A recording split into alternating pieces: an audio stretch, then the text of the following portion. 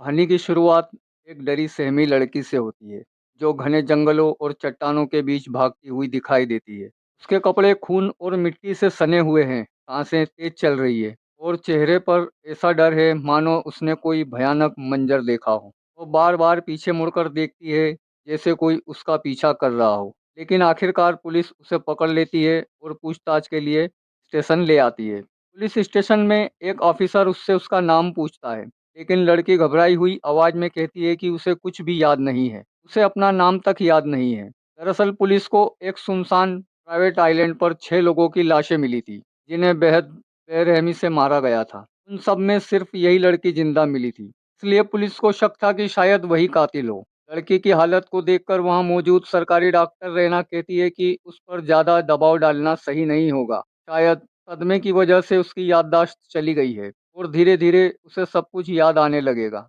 रात में लड़की बेचैन होकर चीखने लगती है, इसलिए डॉक्टर उसे शांत करने के लिए दवा देती है। अगली सुबह लड़की को कुछ धुंधली यादें आने लगती है। वो बताती है कि उसका नाम जीना है और वो अपने दोस्तों के साथ प्राइवेट आइलैंड पर पार्टी मनाने गई थी। असल में उन सब की जिंदगी जल्द ही बदलने वाली थी। कोई पढ़ाई के लिए विदेश जा रहा था, तो कोई नौकरी के लिए। इसलिए सबने आखिरी बार साथ समय बिताने का फैसला किया था। उन दोस्तों में थे टेलर, उसका भाई काइल, काइल की गर्लफ्रेंड ऐश, जीना का एक्स बॉयफ्रेंड मार्क, उनकी दोस्त डेना और उस प्रॉपर्टी का केयर टेकर कीथ।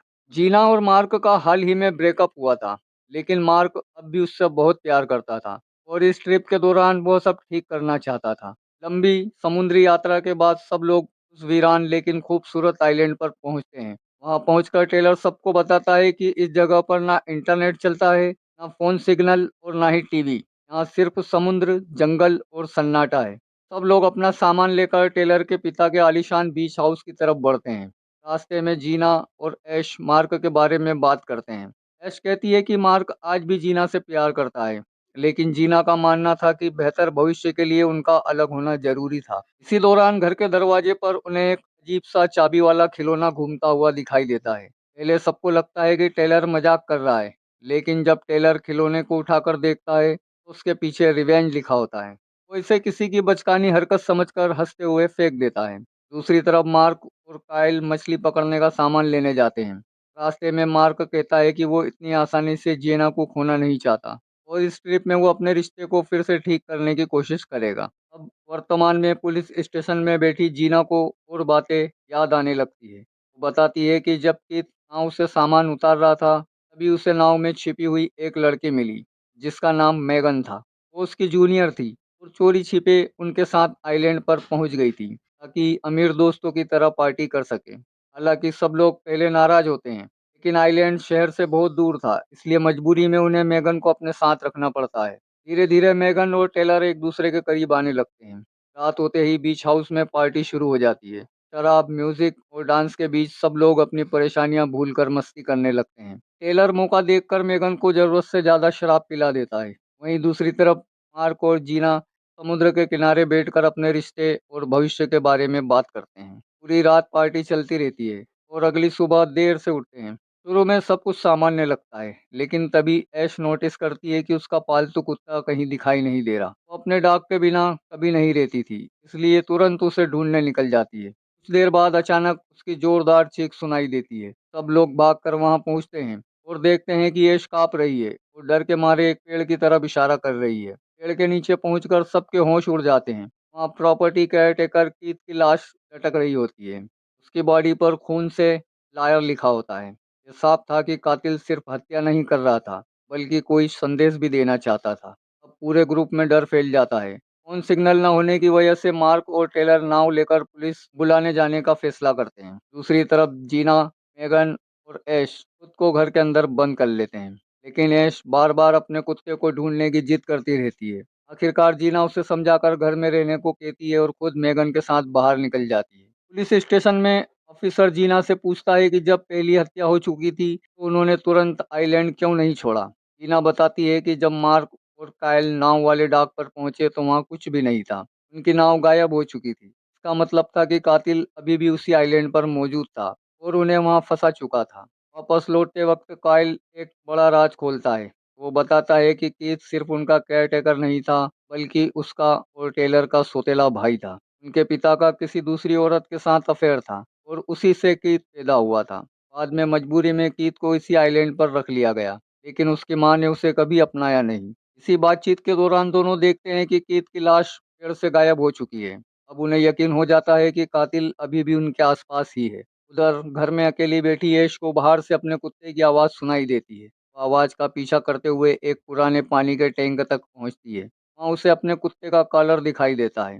डरी हुई ऐश सोचती है कि कहीं उसका कुत्ता टैंक में तो नहीं गिर गया। वो अंदर झांकने लगती है, तभी कोई पीछे से आकर टैंक का ढक्कन बंद कर देता है और हीटर चालू कर देता है।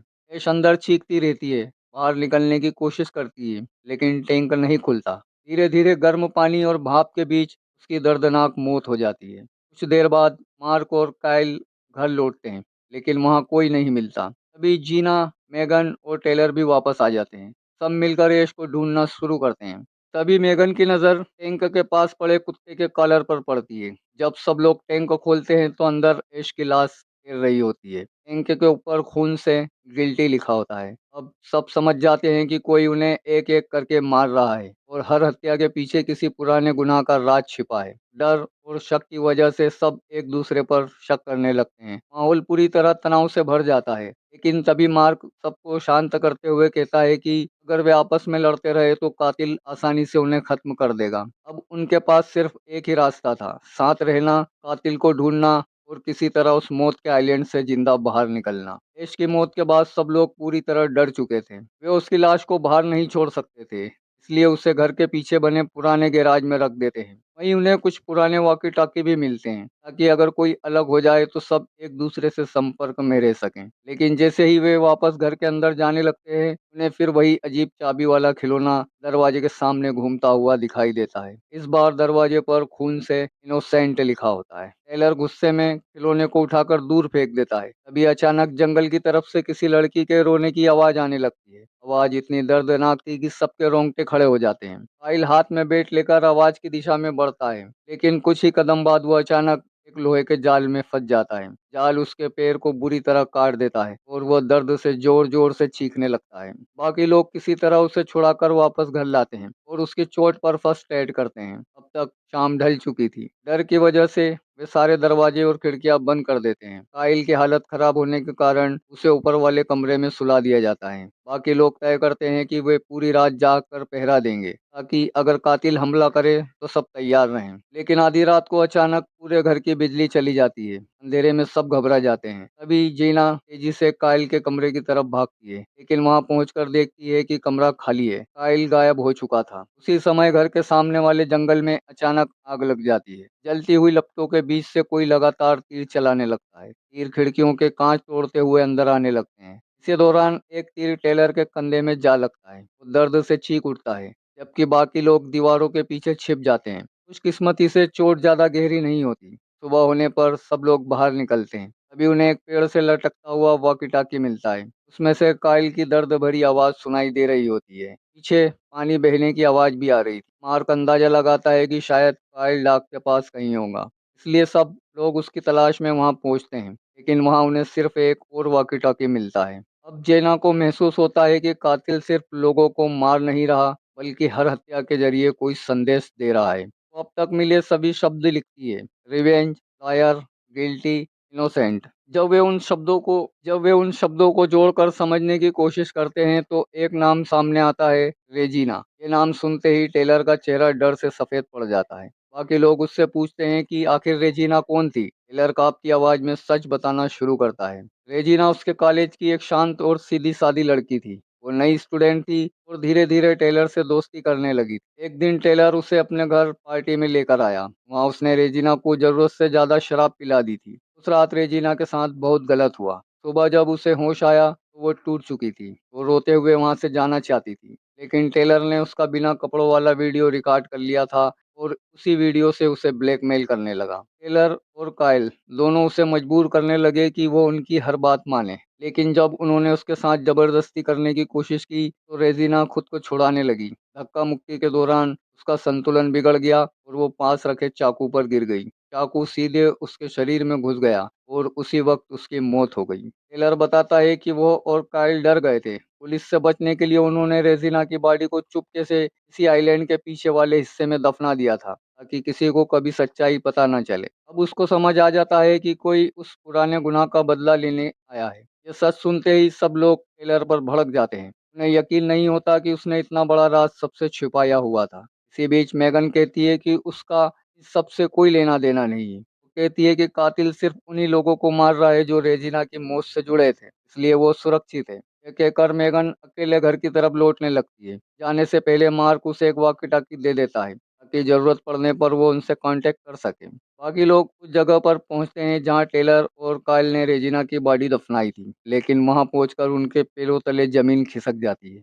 कब्र के अंदर रेजिना की नहीं बल्कि कायल की लाश पड़ी होती है। उसी वक्त वॉकी टॉकी पर मेगन की डरी हुई आवाज सुनाई देती है। वो चिल्ला कर कहती है कि उसने घर में किट को जिंदा देखा है। सब लोग हैरान रह जाते हैं, क्योंकि किट तो सबसे पहले मारा गया था। इसका मतलब था कि उसने अपनी मौत का नाटक किया था। अब उन्हें समझ आता है कि वही असली कातिल है। टेलर गुस्से में अकेले घर की तरफ दौड़ता है। वो हाथ में चाकू लेकर कमरे में कीत को ढूंढने लगता है। तभी अचानक एक बॉक्स खुलता है और उसमें से जहरीला सांप निकलकर टेलर को काट लेता है। उसकी चीख सुनकर मार्क और जीना वहां पहुंचती हैं, लेकिन उनके पास कोई एंटीडोट नहीं होता। कुछ ही मिनटों में टेलर की भी मौत हो जाती है। अब सिर्फ मार्क और जीना बचे थे। दोनों फैसला करते हैं कि पहले मेगन को ढूंढेंगे और फिर किसी तरह इस आइलैंड से निकलेंगे। लेकिन तभी अचानक कीथ उनके सामने आ जाता है और जीना को पकड़ लेता है। मार्क उसे समझाने की कोशिश करता है कि रेजिना की मौत के जिम्मेदार सिर्फ टेलर और कायल थे, उनका इससे कोई लेना देना नहीं था। लेकिन कीथ गुस्से में कहता है कि रेजिना भी किसी की बेटी और बहन थी। जिस रात उसके साथ ये सब हुआ, उस पार्टी में जीना भी मौजूद थी। वो चाहती तो सब रोक सकती थी, लेकिन उसने कुछ नहीं किया, इसलिए वो भी उतनी ही दोषी है। कीथ बताता है कि जिस रात उसने दोनों भाइयों को रेजिना की बॉडी दफनाते देखा था, उसी रात उसने बदला लेने की कसम खा ली थी। इस काम में उसे रेजिना की छोटी बहन का भी साथ मिला, लेकिन इससे पहले कि वो उस बहन का नाम बता पाता, जीना मौका देखकर कीट को काट लेती है। मार्क तुरंत कीट पर टूट पड़ता है। दोनों के बीच भयंकर लड़ाई शुरू हो जाती है। लड़ते लड़ते दोनों ऊपर की मंजिल से नीचे गिर जाते हैं। कीथ बच जाता है, लेकिन मार्क के मौके पर ही मौत हो जाती है।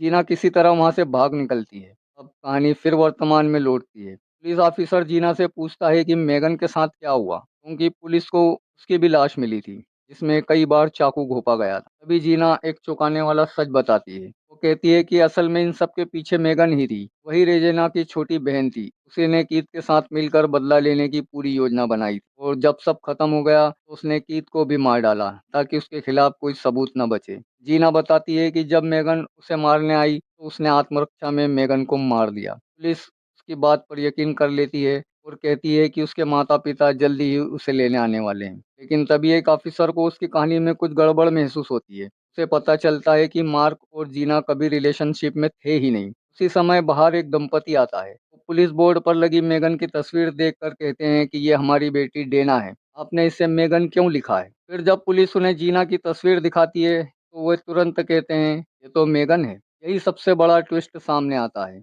जिस लड़की को अब तक जीना समझ रहे थे, वह असल में मेगन थी। उसने बड़ी चालाकी से असली जीना की पहचान अपना ली थी, ताकि पुलिस उसे पहचान न सके। असल में वही रेजिना की सगी बहन थी, और उसी ने कीथ के साथ मिलकर पूरे ग्रुप को खत्म करने की योजना बनाई थी। जब पुलिस ने उसे जंगल से पकड़ा था, तब उसने खुद को जीना बताकर सबको धोखा दे दिया। सच्चाई सामने आते ही ऑफिसर तुरंत उसके कमरे की तरफ दौड़ता है, लेकिन वहां पहुंचकर वो देखता है कि मेगन ने डॉक्टर को जहरीली दवा देकर बेहोश कर दिया है। वो डॉक्टर की यूनिफॉर्म और आईडी कार्ड पहनकर पुलिस स्टेशन से फरार हो चुकी थी। इस तरह मेगन अपना बदला पूरा करके हमेशा के लिए गायब हो जाती है, और यही इस डरावनी कहानी का अंत हो जाता है।